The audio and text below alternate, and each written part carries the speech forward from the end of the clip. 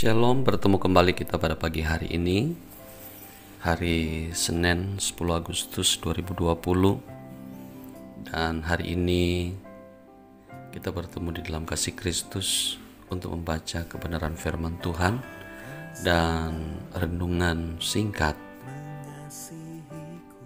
Hari ini kita akan membaca Alkitab kita di dalam 2 Korintus 4 ayat 1 sampai dengan ayat yang ke-15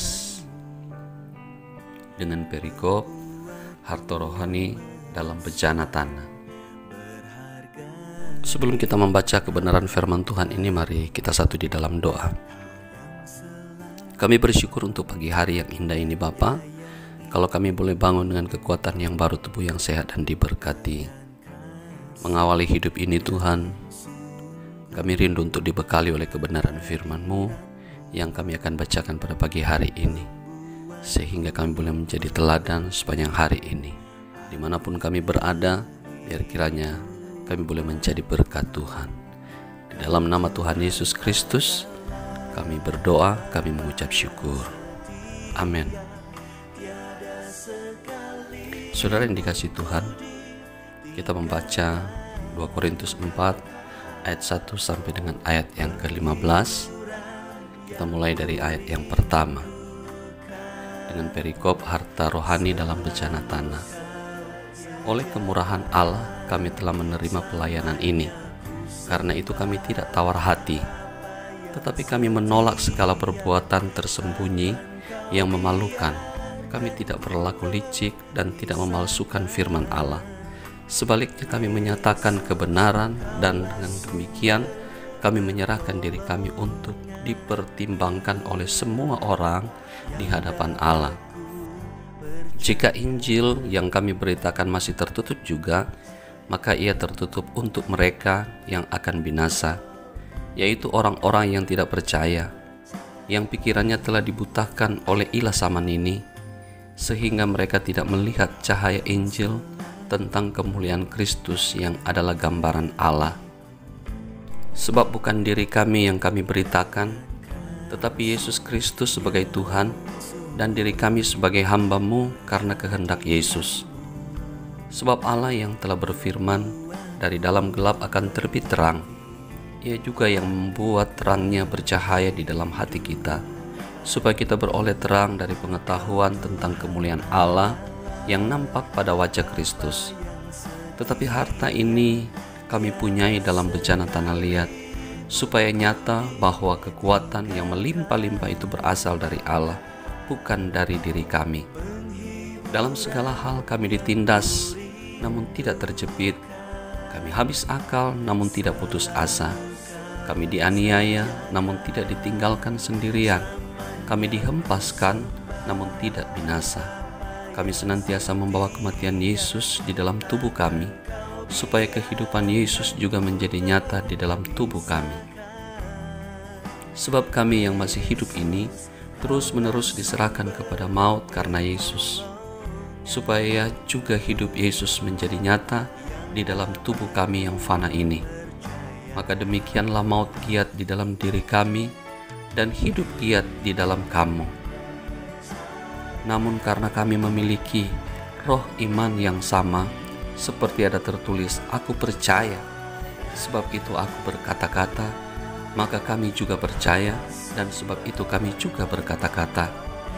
Karena kami tahu bahwa Ia yang telah membangkitkan Tuhan Yesus akan membangkitkan kami juga bersama-sama dengan Yesus, dan Ia akan menghadapkan kami bersama-sama dengan kamu kepada diri-Nya.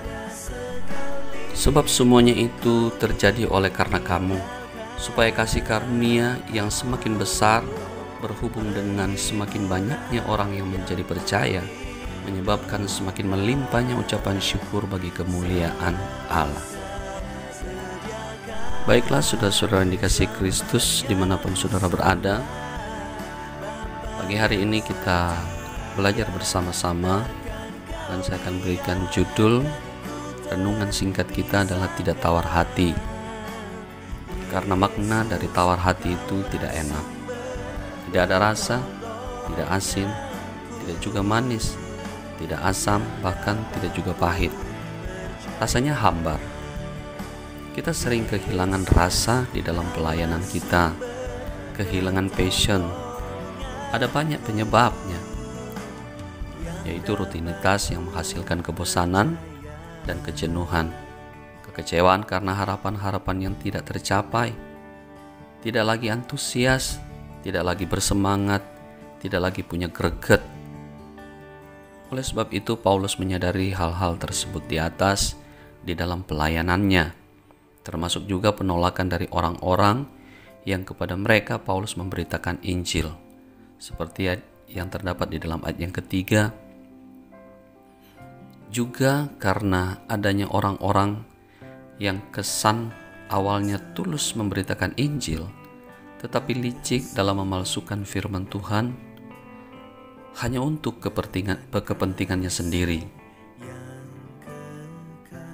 Hanya saja Paulus tahu betul dari siapa ia memperoleh kesempatan untuk melayani pemberitaan Injil, dan dari mana ia mendapatkan kekuatan untuk terus melanjutkan karya pemberitaan Injil tersebut.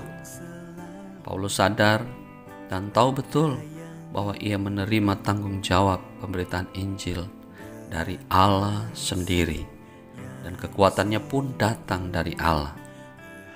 Hal-hal inilah yang membuat Paulus tidak mudah tawar hati dalam melakukan tanggung jawabnya.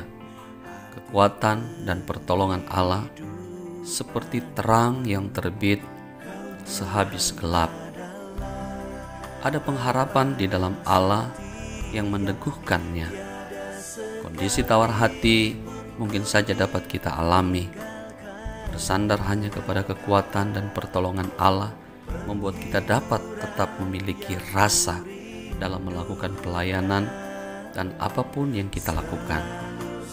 Apalagi dengan mengingat bahwa yang kita lakukan adalah semata-mata untuk Allah saja, untuk kemuliaan Allah. Saudara yang dikasihi Tuhan, tetap ada rasa di dalam kehidupan kita, dalam pelayanan kita, sehingga kita tidak tawar hati. Amin untuk renungan singkat pada pagi hari ini. Sampai ketemu kembali besok, hari Selasa 10 Agustus 2020. Sebelum kita mengakhiri program ini, mari kita satu di dalam doa. Terima kasih Tuhan untuk firman-Mu yang sudah kami baca di dalam 2 Korintus 4 ayat 1 sampai dengan ayat yang ke-15. Kami boleh belajar dari makna tawar hati, bahwa tawar hati itu tidak enak, tidak ada rasa, tidak asin, tidak manis, dan tidak asam. Oleh karena itu kami mau supaya di dalam pelayanan kami tetap ada rasa, sehingga kami boleh antusias di dalam kami terus melayani Tuhan, dan tidak ada kekecewaan di sana. Kami terus bersemangat. Oleh karena itu mari Roh Kudus berikan kami kemampuan pada pagi hari ini. Terima kasih Bapa, segala puji syukur, hormat dan kemuliaan kami kembalikan kepadamu. Di dalam nama Tuhan Yesus kami sudah berdoa, kami sudah mengucap syukur. Haleluya. Amin. Sampai ketemu kembali besok, Selasa 11 Agustus 2020. Tuhan Yesus memberkati kita. Shalom. Bapa yang setia, takkan kau